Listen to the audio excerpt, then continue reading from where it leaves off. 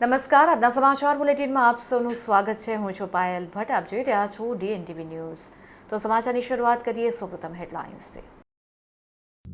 વડોદરા શહેરમાં ડોક્ટર બાબા સાહેબ આંબેડકરની જન્મ જયંતિની રંગેચંગે કરવામાં આવી ઉજવણી।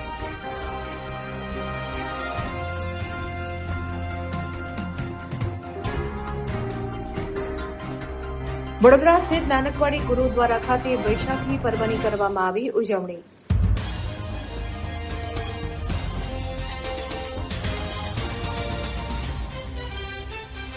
મુંબઈ અમદાવાદ નેશનલ હાઈવે 48 પર કારની ટક્કરે બાઇક સવાર દંપતીનો અકસ્માત।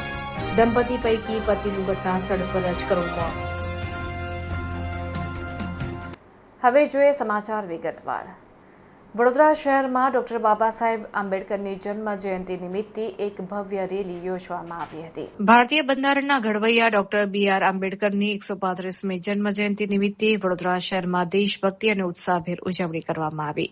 આ અવસરે વડોદરા શહેર ભાજપ પ્રમુખ JP સોનીની આગેવાનીમાં એક વિશાળ રેલીનું આયોજન કરવામાં આવ્યું હતું, જેમાં મોટી સંખ્યામાં કાર્યકરો અને નગરજનો જોડાયા હતા। રેલીનો પ્રારંભ શહેરના ઐતિહાસિક કાલાઘોડા વિસ્તારમાંથી કરવામાં આવ્યો હતો। ડીજેના તાલે અને બાબા સાહેબ અમર રહોના નાદ સાથે નીકળેલી આ રેલી શહેરના મુખ્ય માર્ગો પર ફરી અલકાપુર સ્થિત આંબેડકર સર્કલ સુધી પહોંચી હતી। રેલીમાં યુવાનો, મહિલા કાર્યકરો બાબા સાહેબના વિચારો દર્શાવતા પ્લેકાર્ડ્સ અને બેનર સાથે જોડાયા હતા। તો માર્ગમાં અનેક સ્થળોએ સ્થાનિક રહીશો દ્વારા રેલીનું ઉષ્માભર્યું સ્વાગત કરવામાં આવ્યું હતું। રેલી જ્યારે અલકાપુરી આંબેડકર સર્કલ ખાતે પહોંચી ત્યારે વાતાવરણ ભાવવિભોર બની ગયું હતું। શહેર પ્રમુખ JP સોની સહિતના ભાજપના અગ્રણીઓએ બાબા સાહેબની પ્રતિમાને પુષ્પહાર પહેરાવી ભાવભીની શ્રદ્ધાંજલિ અર્પણ કરી હતી। આ કાર્યક્રમ દરમિયાન સંબોધન કરતા નેતાઓએ જણાવ્યું હતું કે બાબા સાહેબના શિક્ષણ, સંગઠન અને અધિકારના મંત્રને જીવનમાં ઉતારવો એ જ તેમની સાચી શ્રદ્ધાંજલિ છે। આ ભવ્ય આયોજન દ્વારા વડોદરામાં સામાજિક સમરસતા અને સમાનતાનો પ્રબળ સંદેશ આપવામાં આવ્યો હતો। આજે વિશ્વ વિભૂતિ ભારત રત્ન એવા ડોક્ટર ભીમરાવ આંબેડકરજીની 135મી જન્મજયંતિ છે। દર વર્ષની પરંપરા પ્રમાણે ભારતીય જનતા પાર્ટી વડોદરા મહાનગર અનુસૂચિત જાતિ મોરચા દ્વારા અહીંયાથી કાલાઘોડા સર્કલથી આંબેડકર સર્કલ સુધી શોભાયાત્રાનું આયોજન કરવામાં આવે છે। આજે મોટી સંખ્યામાં કાર્યકર્તાઓ આ શોભાયાત્રામાં જોડાયા છે। બાબા સાહેબનો જે જીવન સંદેશ છે સૌએ પોતાના જીવનમાં અપનાવવો જોઈએ। સામાજિક સમરસતા અને સદભાવના દરેકના જીવનમાં આવે એવા પ્રકારના ગુણો આપણામાં પણ વિકાસ થાય અને સૌ એને અનુસરે એ પ્રકારની સૌને અપીલ કરું છું। સાથે સાથે આજના આ બાબા સાહેબના જન્મદિવસ નિમિત્તે સૌને હાર્દિક શુભકામનાઓ અભિનંદન આપું છું। દેશના બંધારણના ઘડવૈયા અને યુગ પુરુષ કહી શકાય એવા ડોક્ટર બાબા સાહેબ ભીમરાવ આંબેડકરજીની 135મી જન્મજયંતિ નિમિત્તે વર્ષોની પ્રણાલી મુજબ ભારતીય જનતા પાર્ટી વડોદરા મહાનગરના SC મોરચાની આગેવાનીમાં આજે પદયાત્રાના માધ્યમથી એમને સ્મરણાંજલિ અર્પણ કરી, પુષ્પાંજલિ અર્પણ કરી અને એમનું દેશ માટેનું યોગદાનને સૌએ સાથે મળીને યાદ કર્યા છે। શીખ સમાજમાં વૈશાખી પર્વનું અનેરું મહત્વ હોય છે, ત્યારે શીખ સમાજ દ્વારા વૈશાખી પર્વની ઉજવણી કરવામાં આવી। વડોદરા સ્થિત નાનકવાડી ગુરુદ્વારા ખાતે વૈશાખી પર્વની ઉજવણી કરવામાં આવી। આ પ્રસંગે હજુરી રાગી જથ્થા તેમજ શીખ ધર્મના પ્રસિદ્ધ કીર્તન જથ્થા ભાઈ ચરણજીતસિંહ હીરા દિલ્હીવાલેના ભજન કીર્તનનું આયોજન કરવામાં આવ્યું। વૈશાખી પર્વ લહેરાતા ખેતરોમાં પાકતા અનાજ ધાન્યની ખુશી સાથે જોડાયેલ છે। ઉપરાંત 13 એપ્રિલ 1699ના દિવસે અત્યાચારી અને જાલિમ મોગલ શાસકોથી ભારતના લોકોને મુક્તિ અપાવવા અને ગૌરવમય સ્વતંત્ર જીવન પ્રદાન કરવા માટે શીખ ધર્મના દશમેશ પિતા શ્રી ગુરુ ગોબિંદસિંહજીએ ખાલસા પંથની સર્જના કરેલી। વડોદરા ખાતે વૈશાખી પર્વની ઉજવણીમાં લંગર સેવા ચાલુ રાખવામાં આવે છે, તો બ્લડ ડોનેશન કેમ્પ સહિત વિવિધ કાર્યક્રમો પણ યોજવામાં આવતા હોય છે।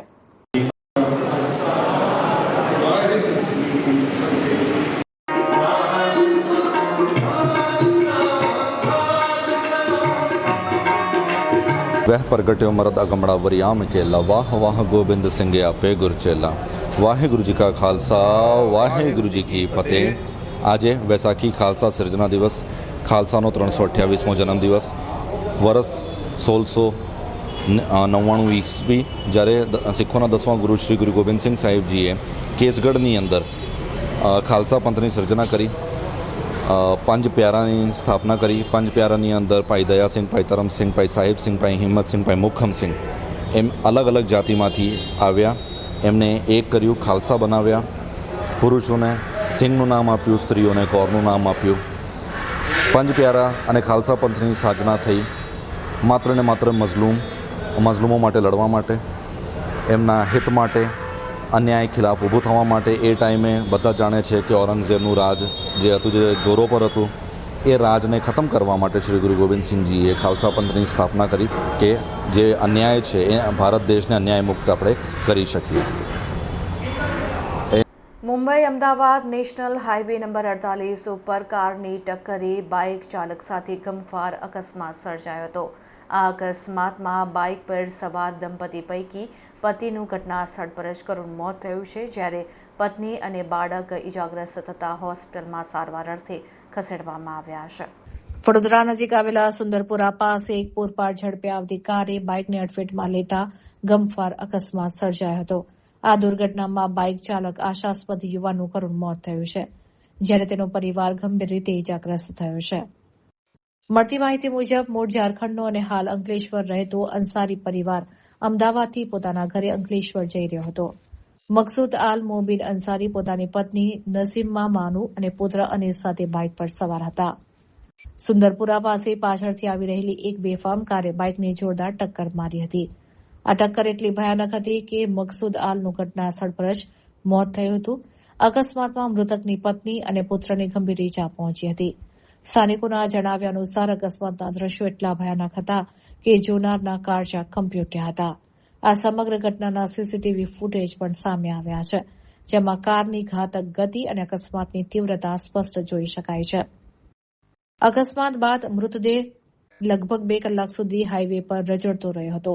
સમયસર કાર્યવાહી ન થતાં લોકોએ તંત્રની કામગીરી પર સવાલ ઉઠાવ્યા હતા. અકસ્માતને કારણે નેશનલ હાઈવે પર વાહનોની લાંબી કતારો લાગી હતી અને અંદાજે 2 કલાક સુધી ટ્રાફિક જામની સ્થિતિ રહી હતી. ઘટનાની જાણ થતાં જ કપુરાઈ પોલીસ કાફલો ઘટના સ્થળ ઉપર પહોંચ્યો હતો. પોલીસે અકસ્માતનો ગુનો નોંધી ફરાર થઈ ગયેલા કાર ચાલક વિરુદ્ધ કાયદેસરની કાર્યવાહી હાથ ધરી છે. એક હસતા રમતા પરિવારે અમદાવાદથી પરત ફરતી વખતે પોતાના મોભીને ગુમાવતા ઝારખંડના શ્રમિક પરિવાર પર આભ તૂટી પડ્યું છે.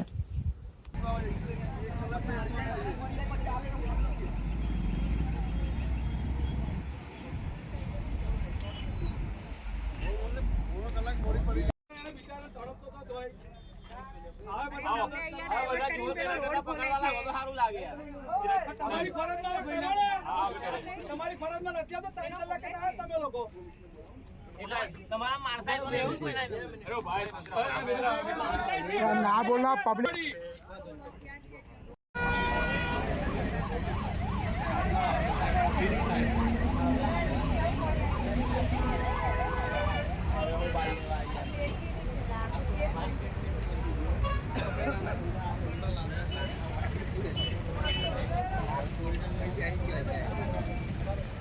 વડોદરા શહેર કોંગ્રેસ સમિતિ દ્વારા એક પત્રકાર પરિષદ યોજવામાં આવી હતી, જેમાં ભાજપ ઉપર આકરા પ્રહાર કરવામાં આવ્યા હતા.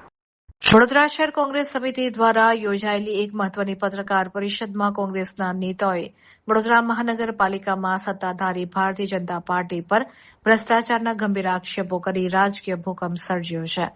પત્રકાર પરિષદને સંબોધતા વડોદરા શહેર કોંગ્રેસના પ્રભારી બિમલભાઈ શાહ અને શહેર પ્રમુખ ઋત્વિજ જોશીએ જણાવ્યું હતું કે છેલ્લા 3 દાયકાથી વડોદરા મહાનગરપાલિકામાં ભાજપનું શાસન છે, પરંતુ આ સમયગાળા દરમિયાન શહેરના વિકાસને બદલે માત્ર નેતાઓ અને મળતિયાઓનો જ વિકાસ થયો છે. કોંગ્રેસના નેતાઓએ આક્ષેપ કર્યો હતો કે વડોદરામાં રસ્તા, પાણી અને ડ્રેનેજ જેવા પાયાના કામોમાં મોટા પાયે ગેરરીતિ આચરવામાં આવી છે. સ્માર્ટ સિટીના નામે કરોડો રૂપિયાનો ધુમાડો કરવામાં આવ્યો છે, છતાં જનતા સુવિધા માટે વલખા મારી રહી છે. શહેર પ્રમુખ ઋત્વિજ જોશીએ વધુમાં જણાવ્યું કે વડોદરાની પ્રજા હવે ભાજપના શાસનથી કંટાળી ગઈ છે. ભ્રષ્ટાચારને કારણે શહેરની હાલત દયનીય બની છે.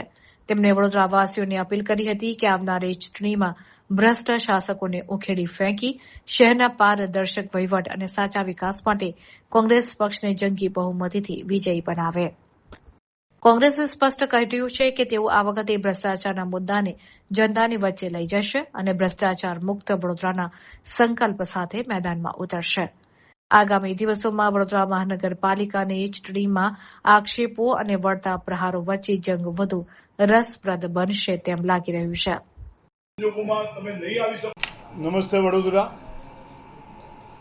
આપના માધ્યમ દ્વારા વડોદરાના નગરજનોને આપની વચ્ચેથી વિનંતી કરી રહ્યો છું કે આવનારી મહાનગરપાલિકાની ચૂંટણીમાં આપ સૌ છેલ્લા 10 વર્ષથી સતત ભ્રષ્ટાચારનો ભોગ બન્યા છો. એ હરણીકાંડ હોય, એ વિશ્વામિત્રી નદીના સંદર્ભમાં ભ્રષ્ટાચાર હોય, રોડ ઉપર આવતા મગર હોય, પાણી અને ગટરની લાઈન એક થઈને ગંદુ પાણી પીવાનો રોગચાળો થતો હોય, સ્કૂલો બંધ થઈ જતી હોય, દરેક નાની નાની બાબતમાં ભ્રષ્ટાચાર, એ બાળકો માટેની સીટી ખરીદવાની વાત હોય કે ફાયરમાં ભ્રષ્ટાચાર હોય, હમણાં ઋત્વિજભાઈએ કીધું તે પ્રમાણે સ્મશાનમાં પણ ભ્રષ્ટાચાર હોય. આવા અનેક વાત, અને આ ભ્રષ્ટાચારની વાત હું કહું છું એકલો નહીં કે કોંગ્રેસ તરીકે વાત કરીએ છીએ નહીં, લાખાવાલા જેવા સજ્જન માણસે પણ કીધું છે કે અહીંયા ભ્રષ્ટાચાર થાય છે, અહીંયા વિકાસ થયો નથી. માન્ય મુખ્યમંત્રીશ્રીએ પણ કહેવું પડ્યું હતું કે વડોદરાનો વિકાસ થયો નથી, અને એટલા માટે જ આ યોગેશભાઈ જેવા સિનિયર ધારાસભ્ય પણ કહેવું પડ્યું કે તમે જ્યારે પસંદગી કરો ત્યારે એવા જુનિયર લોકોની પસંદગી કરો છો કે જેના કારણે ભ્રષ્ટાચાર પણ વધ્યો છે, આ વિકાસ તો પણ વિકાસના નામે ભ્રષ્ટાચાર વધ્યો છે. હું માનું છું કે આપના માધ્યમ દ્વારા અમે સૌ વિનંતી કરી રહ્યા છીએ, અને આ વખતે પણ અમને જે દેખાઈ રહ્યું છે તે પ્રમાણે પ્રજા પણ મન બનાવી રહી છે, પ્રજાનું પણ મન બની ગયું છે. આ ચોક્કસ કોઈક પોલીસથી ગભરાય છે, ચોક્કસ કોઈ ઈડીથી ગભરાય છે, ચોક્કસ કોઈક જીએસટીથી ગભરાય છે. નાના મોટા વેપારી બિલ્ડર્સ બધાને ક્યાં બીજા પ્રકારે દબાવવામાં આવી રહ્યા છે, એટલા માટે બહાર નીકળતા નથી. પણ હું એમ માનું છું કે આ વખતે સામાન્ય પ્રજા અને બધા જ મન બનાવીને જ્યારે ચૂંટણીમાં મત આપવા જશે ત્યારે એ કોંગ્રેસને જ મત આપશે એવો અમને દ્રઢ વિશ્વાસ છે. અને આ વિશ્વાસ સાથે અમે અમારા 76 ઉમેદવારો 19 વોર્ડમાં ઊભા રાખ્યા છે. આ બધા જ ઉમેદવારો સક્ષમ છે. એક ઉમેદવારનું ફોર્મ કેન્સલ કરવાનો પ્રયત્ન કર્યો અને ફોર્મ કેન્સલ થયું, પરંતુ અમારો ડમી ઉમેદવાર પણ તૈયાર હતો, એટલે એમાં પણ એ સફળ ના થયા બિનહરીફ કરવામાં. હજુ અત્યારે પણ આ ફોર્મ ચકાસણી થયા પછી પણ કેટલાક મિત્રોના ઘરે જઈને પ્રયત્ન કરી રહ્યા છે કે જેમનું ફોર્મ વિડ્રોલ કરાવવા માટે કોશિશ કરી રહ્યા છે, દબાણ કરી રહ્યા છે. કમનસીબી તો જુઓ કે પ્રભુભાઈના મિસિસે ફોર્મ ભર્યું અને પ્રભુભાઈને આવીને પકડીને છે ગુડગાંવ લઈ ગયા. હવે આ બધું થવાનું છે, કરવાનું છે. હવે પ્રજાને ખબર, આ પ્રજા કેમ, તમને કદાચ થતું હશે પ્રજા કેમ નથી બહાર આવતી, પ્રજાને ખબર છે કે આ છેલ્લી કક્ષાએ જઈ રહ્યા છે, પરંતુ એમના પગ નીચેથી ધરતી સરકી ગઈ છે, સરકી રહી છે.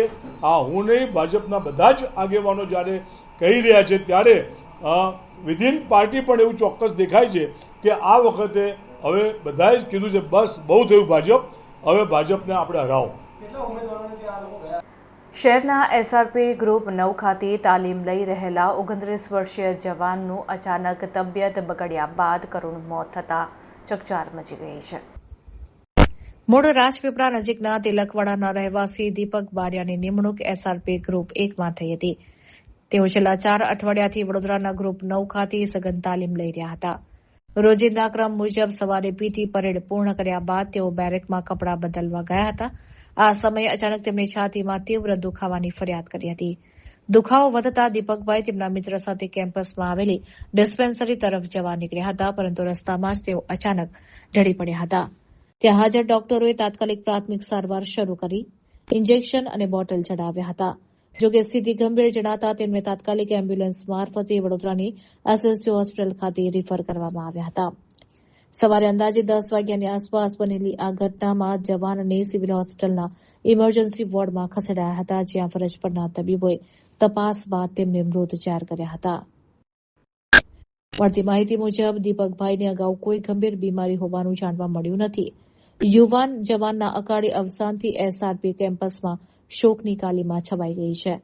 હાલમાં જવાનના મૃતદેહને પોસ્ટમોર્ટમ માટે મોકલી આપવામાં આવ્યો છે, જેનો રિપોર્ટ આવ્યા બાદ જ મોતના સાચા કારણની પુષ્ટિ થઈ શકશે.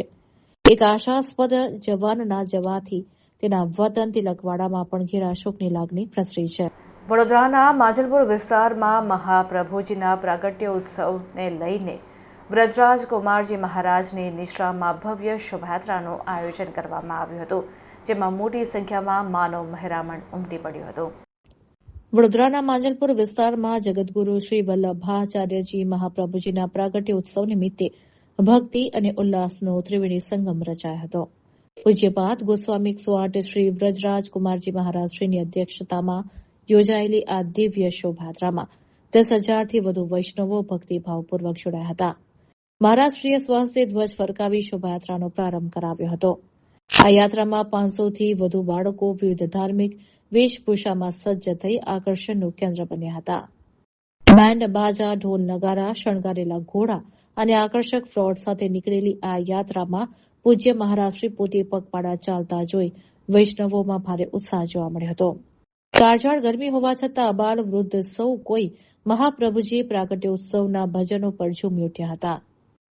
વ્રજધામ સંકુલ ખાતે શ્રી મહાપ્રભુજીના સાક્ષાત સ્વરૂપને કેસર સ્નાન કરાવવામાં આવ્યું હતું અને પુષ્પ વિતાન મનોરથના દર્શન કરી વૈષ્ણવો કૃતાર્થ થયા હતા. કાર્યક્રમના અંતે મુખ્ય મનોરથી કૌશિકભાઈ પરિવાર અને VYO વુમન્સ વિંગનું મહારાજશ્રી દ્વારા સન્માન કરવામાં આવ્યું હતું. આ ધાર્મિક મહોત્સવમાં અનેક રાજકીય અને સામાજિક અગ્રણીઓએ પણ હાજરી આપી આશીર્વાદ મેળવ્યા હતા. મહાપ્રભુજીના 549મા પ્રાગટ્ય ઉત્સવ નિમિત્તે માંજલપુર ખાતે ભવ્ય દિવ્ય શોભાયાત્રાનું આયોજન કરવામાં આવ્યું છે. આપ જોઈ શકો છો, હજારોની તાદાદમાં અહીંયા વૈષ્ણવો, બાળકો, યુવાનો, વડીલો આટલી ગરમીમાં ચાલુ દિવસે પણ આજે અહીંયા ઉપસ્થિત થઈને આ શોભાયાત્રાની શોભા વધારી છે. જગતગુરુ વલ્લભાચાર્યજી મહાપ્રભુજી આખા ભારતની 3 વાર પરિક્રમા કરી. તો આજે આપણા બધાનું પણ એક કર્તવ્ય છે કે આપણે પણ એ મહાપ્રભુજીએ જે તપ કર્યું, એ મહાપ્રભુજીએ પોતાનું આખું જીવન દૈવી જીવોના ઉદ્ધારાર્થે સમર્પિત કર્યું, તો એમના માટે થઈને આ પગપાળા યાત્રા કરીને એ ઋણને આપણે અદા કરીએ. આજે ઘણા બધા રાજકીય અને સામાજિક મહાનુભાવો પણ આ શોભાયાત્રાના અંદર જોડાયા છે. વહેલી સવારે દુમાળ ગામના બસ સ્ટેન્ડ પાસેની એક ગટરમાં ગાય ખાબકી હતી. આ ગાયનું બાપા સીતારામ સેવા ભજન મંડળ દ્વારા JCBની મદદથી રેસ્ક્યુ કરવામાં આવ્યું હતું. વહેલી સવારે દુમાળ ગામના બસ સ્ટેન્ડ પાસે પસાર થતી ગટરમાં અચાનક એક ગાય ખાબકી હતી. ગટર સાંકડી અને ઊંડી હોવાને કારણે ગાય અંદર ખરાબ રીતે ફસાઈ ગઈ હતી. અબોલ જીવ બહાર નીકળવા માટે હવા ત્યાં મારી રહ્યો હતો, પરંતુ ગટરની દિવાલને કારણે તે અસમર્થ રહી હતી. આ દ્રશ્ય જોઈને સ્થાનિક ગ્રામજનો એકઠા થઈ ગયા હતા અને તરત જ ગામના સામાજિક સંગઠન બાપા સીતારામ સેવા ભજન મંડળને આ અંગેની જાણ કરી હતી. ઘટનાની ગંભીરતાને સમજીને મંડળના અગ્રણી વિષ્ણુભાઈ અને તેમની ટીમ તાત્કાલિક સ્થળ ઉપર પહોંચી ગઈ હતી. ગાયને હેમખેમ બહાર કાઢવા માટે માત્ર માનવ બળ પૂરતું ન હોવાથી વિષ્ણુભાઈએ તુરંત જ એક JCB મશીનની વ્યવસ્થા કરી હતી. ભારે જહેમત બાદ ગાયને સુરક્ષિત રીતે બહાર કાઢવામાં આવતા ઉપસ્થિત ગ્રામજનોએ રાહતનો શ્વાસ લીધો હતો. ગ્રામજનોએ બાપા સીતારામ સેવા ભજન મંડળની આ કામગીરીને મુક્ત કંઠે બિરદાવી હતી. વિષ્ણુભાઈ અને તેમની ટીમે સાબિત કરી દીધું કે ભક્તિ માત્ર મિજલસ કે ભજન પૂરતી મર્યાદિત નથી, પરંતુ મુસીબતમાં મુકાયેલા અબોલ જીવોની સેવા કરવી એ જ સાચો ધર્મ છે.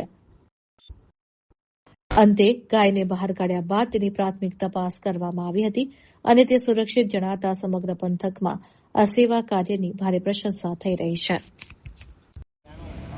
જય બાપા સીતારામ. આજરોજ દુમાળ ગામે બસ સ્ટેન્ડ પાસે ગટરમાં એક ગાય ફસાઈ ગયેલી હતી. ગઈકાલ રાતથી સવારે બાપા સીતારામ ભજન મંડળને જાણ થતાં તાત્કાલિક વિષ્ણુભાઈ તથા બીજા ગામના 2-5 ભાઈઓ ભેગા મળી JCB બોલાવીને એનું રેસ્ક્યુ કરેલું છે. ગાય સારી રીતે બહાર નીકળી ગયેલી છે.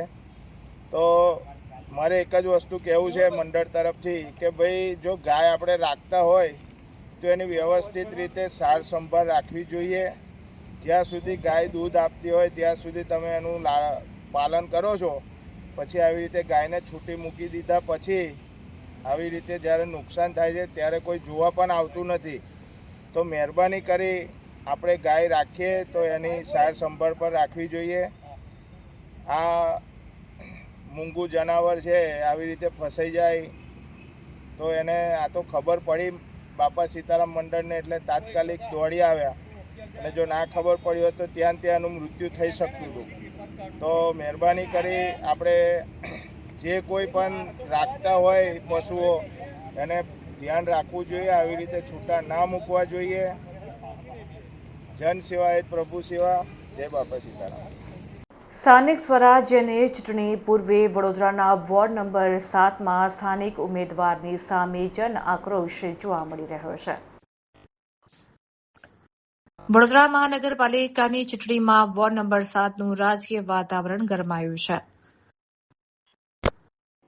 અહીંના સ્થાનિક મતદારોએ ભાજપના મહિલા ઉમેદવાર શ્વેતા ચૌહાણ સામે મોરચો માંડ્યો છે. વિસ્તારમાં ઉમેદવાર પ્રત્યે એટલો રોષ છે કે મતદારોએ તેમને વિસ્તારમાં પ્રચાર માટે ન આવવાની પણ ચીમકી આપી દીધી છે. વોર્ડ નંબર 7ના મતદારોનો મુખ્ય આક્ષેપ છે કે શ્વેતા ચૌહાણ માત્ર સોશિયલ મીડિયા પર સક્રિય રહીને ઇન્ફ્લુએન્સર જેવી ભૂમિકા ભજવે છે, પરંતુ વિસ્તારના જમીની પ્રશ્નો ઉકેલવામાં તેઓ નિષ્ફળ રહ્યા છે. સ્થાનિક લોકોના જણાવ્યા મુજબ ગટર, પાણી અને રસ્તાની સમસ્યાઓ અંગે રજૂઆત કરવામાં આવી હોવા છતાં ઉમેદવારે કોઈ જવાબદારી નિભાવી નથી. વિસ્તારના ગંભીર પ્રશ્નોમાં તેમની ગેરહાજરીથી લોકોમાં ભારે અસંતોષ છે. લોકોનું કહેવું છે કે અમને એવો પ્રતિનિધિ જોઈએ છે જે સુખ દુઃખમાં હાજર રહે, નહીં કે માત્ર સોશિયલ મીડિયા પર પ્રચાર કરે. વોર્ડ નંબર 7ના મતદારોએ સોશિયલ મીડિયા અને પત્રિકાઓ દ્વારા સ્પષ્ટ સંદેશ પાઠવ્યો છે કે શ્વેતા ચૌહાણે તેમના વિસ્તારમાં મત માંગવા આવવું નહીં. રોષે ભરાયેલા લોકોએ ત્યાં સુધી જણાવ્યું છે કે જો શ્વેતા ચૌહાણ અન્ય 3 ઉમેદવારોની પેનલ સાથે આવશે તો તેમને પણ કઠોર પરિણામો ભોગવવા પડશે. આ સીધો સંકેત છે કે જનતા હવે માત્ર પક્ષના નામે નહીં પણ ઉમેદવારના કામના આધારે જ નિર્ણય લેશે. ચૂંટણી પહેલા જ ઉમેદવારના નામ સામે થયેલો આ ઉગ્ર વિરોધ ભાજપ માટે ચિંતાનો વિષય બન્યો છે. જો જનતાનો આક્રોશ યથાવત રહ્યો તો વોર્ડ નંબર 7નું સમીકરણ બદલાઈ શકે તેમ છે. આ વિરોધને પગલે પક્ષ હાઈકમાન્ડ આ મામલે કેવો વળાંક લે છે તે જોવું રહ્યું. હાલ તો વોર્ડ નંબર 7માં શ્વેતા ચૌહાણ હટાવોના સૂર પ્રબળ બન્યા છે, જેને કારણે અન્ય ઉમેદવારોના પ્રચાર કાર્ય પર પણ અસર પડવાની શક્યતા છે.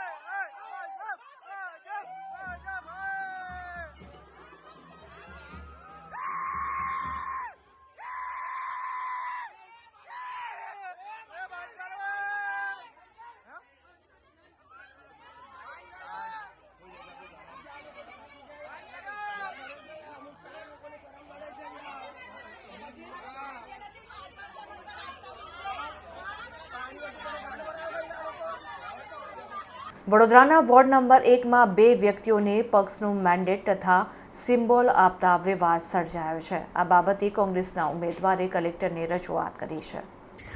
વડોદરામાં વોર્ડ નંબર 1ની સામાન્ય બેઠક માટે all India Majlis-e Ittehadul Muslimeen party દ્વારા એક જ બેઠક ઉપર 2 વ્યક્તિઓને પક્ષનું મેન્ડેટ તથા સિમ્બોલ આપવામાં આવ્યા છે. મોહમ્મદ સલીમ મહમદ સઈદ તથા મિતેશ નગીનભાઈ મકવાણાના વોર્ડ નંબર 1ના ઉમેદવારોના ફોર્મ નામંજૂર કરવામાં આવે તેવી રજૂઆત વોર્ડ નંબર 1ના ઉમેદવાર અમીર રાવતે જિલ્લા કલેક્ટર કચેરી ખાતે ચૂંટણી અધિકારીને કરવામાં આવી. ગુજરાત સ્થાનિક સ્વરાજ્યની સંસ્થાઓની ચૂંટણી માટે ચૂંટણી પ્રતિકો અનામત રાખવા તથા ફાળવણી કરવા બાબત અંગેનો આદેશ 2012ની પેટા કલમ 9નો ભંગ કરે છે.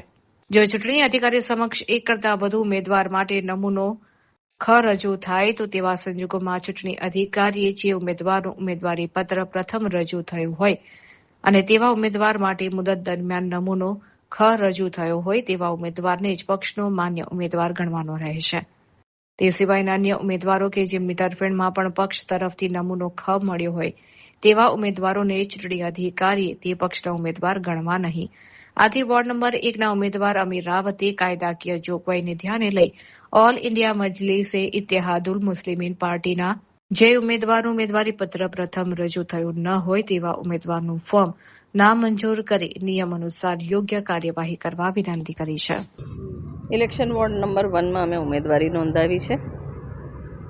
કાલે ફોર્મનું સ્ક્રુટિની થઈ અને આખરી જે કેન્ડિડેટ્સની યાદી છે અમે આજે જોઈ. એમાં અમે MIM પાર્ટીના એક જ બેઠક પર 2 વ્યક્તિને સેમ સિમ્બલ ફાળવવામાં આવે એ જોયું. RP એક્ટના નિયમ પ્રમાણે જ્યારે આ રીતના એક જ સીટ પર 2 વ્યક્તિને મેન્ડેટ આપે તો જે પ્રથમ મેન્ડેટ આવ્યું હોય એ ફોર્મ મંજૂર થાય, એના પછીના તમામ ફોર્મ્સ હોય એ રદ થાય એ લોકોના. તો આ રીતના જે ગંભીર બેદરકારી ચૂંટણી કમિશને કરી છે એ બાબતે અમે કલેક્ટરનું ધ્યાન દોરવા આવ્યા હતા અને એ બાબતે અમે રજૂઆત કરી અને એક સીટ પર 2 વ્યક્તિ ના લડી શકે એક જ પાર્ટીમાંથી અને એક જ પાર્ટીમાંથી એક સીટ પર 2 વ્યક્તિને સિમ્બલ ના મળે એ બાબતે ધ્યાન દોર્યું છે અને જે સેકન્ડ ઉમેદવાર છે એમનું ફોર્મ રદ કરવા માટે રજૂઆત કરી છે. આ સાથે વર્ગીકરણમાં બી ઘણા બધા ભૂલ જોયા છે અમે અને જે બેઠક પરથી જેમને ઉમેદવારી નોંધાવી હોય એ ત્યાં રિફ્લેક્ટ નથી થતું એ બાબતે બી રજૂઆત કરી છે. ફોર એક્ઝામ્પલ મેં સામાન્ય બેઠક પરથી મારી ઉમેદવારી નોંધાવી છે, મારી પાર્ટીએ મેન્ડેટ સામાન્યમાં આપ્યો છે પણ મારામાં વર્ગીકરણ સામાન્ય સ્ત્રીનું છે. આ બાબતે બી અમે ધ્યાન દોર્યું છે અને અમને એશ્યોરન્સ મળ્યું છે કે બધામાં યોગ્ય કાર્યવાહી કરીને કાલે જે આખરી યાદી આવશે એમાં બધા કરેક્શન થઈ જશે. તો આ હતા અત્યાર સુધીના સમાચાર. વધુ સમાચાર સાથે ફરીથી મળીશું. ત્યાં સુધી મને રજા આપશો. નમસ્કાર.